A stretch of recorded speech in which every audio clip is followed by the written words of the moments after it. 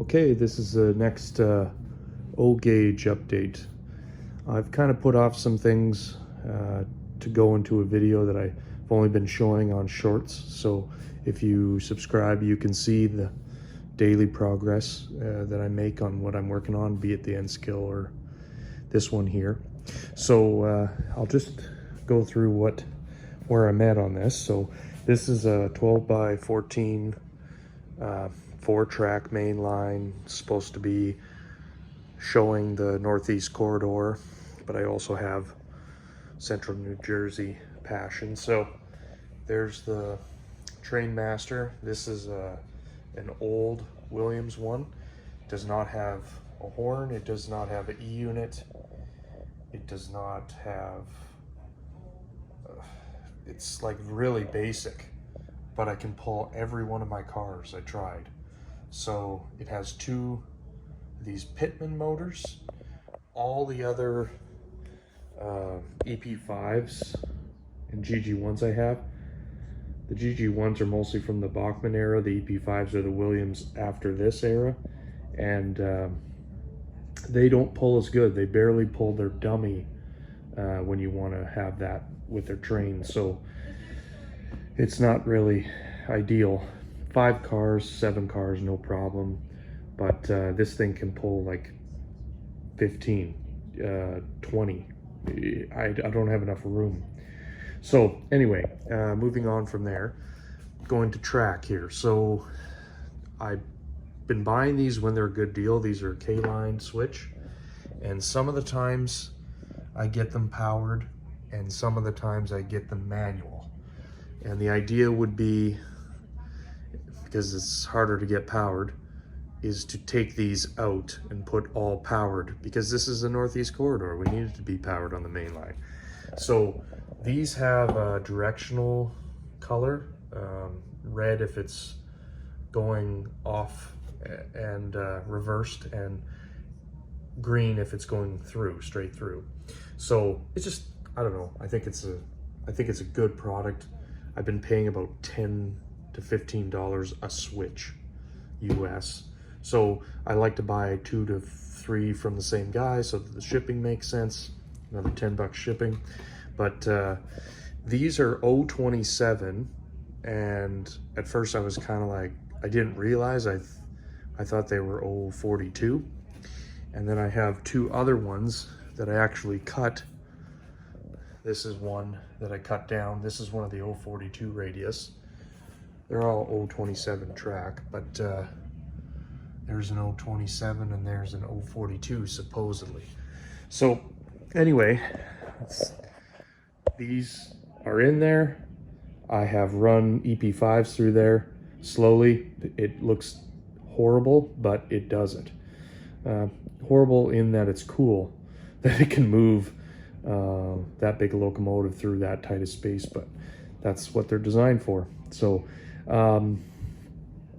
going back to track plan, so this is the latest changes that I think I'm going to stay with. So I'm going to put a switch in here, right hand, and this track will be one side of the station, and underneath the interurbans and all the way, just following my finger, boom, goes into the other side. So it's a really long passing siding going by the station.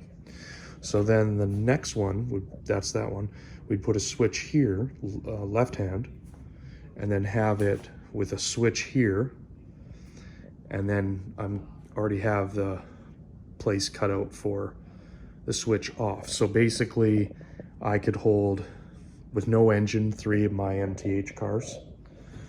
That's reasonable. I'm pulling 3 right now behind the Camelback.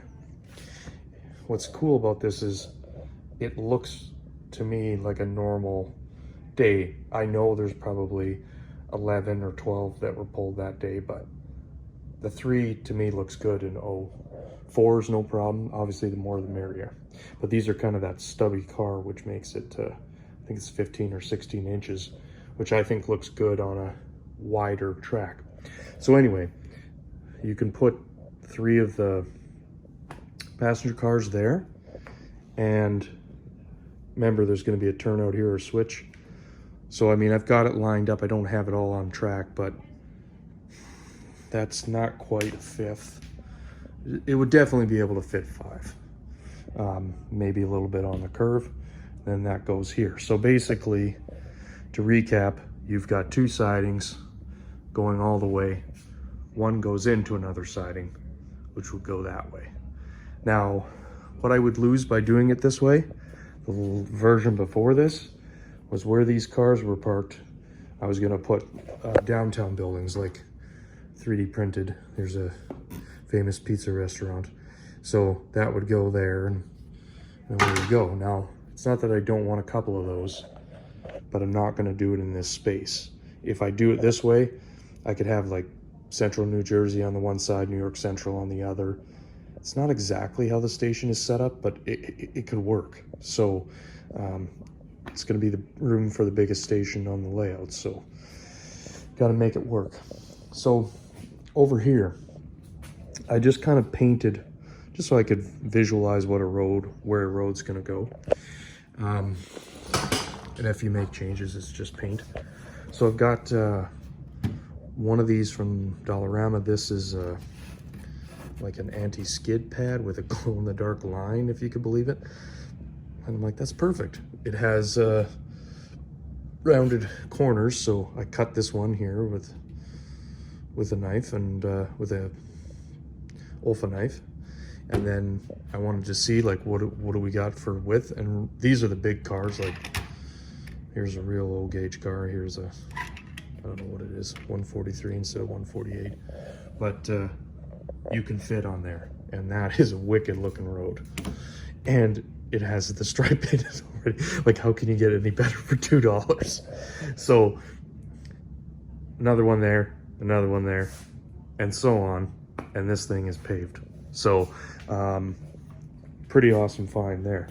So next thing is, when I'm going and looking at pictures of the Northeast Corridor, there is kind of an angled hill, as if, you know, it's in a valley, kind of, or a cut. And then they have long grass on the side, and then bushes and trees. I've never modeled this area before. So what I'm gonna do is, I've got a bunch of this foam. It's a 2 1/4 inch thick. And then I sliced it down to triangular cucumbers and put it on there. And then basically this is how it's going to look. And that's kind of crazy, but like the plants are big, but here's the thing, I think it's $2.75 for 1 square foot. So I can live with them, because if you look at it, like I say, I mean, this is O gauge, not O scale, but I think that looks good. So you tell me what you think. But basically, this comes in a 1x1, like 12 by 12 inch square, and then I just cut it apart into what I wanted. This is kind of what was left, was one row. There's 5 rows of plants, and they pop on and off this screen that I cut up. So basically, gives it the low cost, extra plastic look. So that's pretty much everything.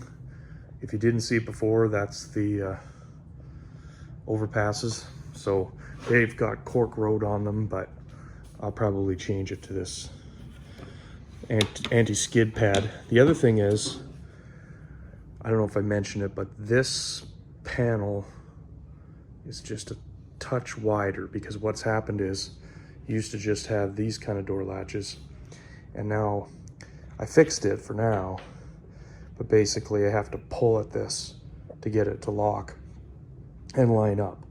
So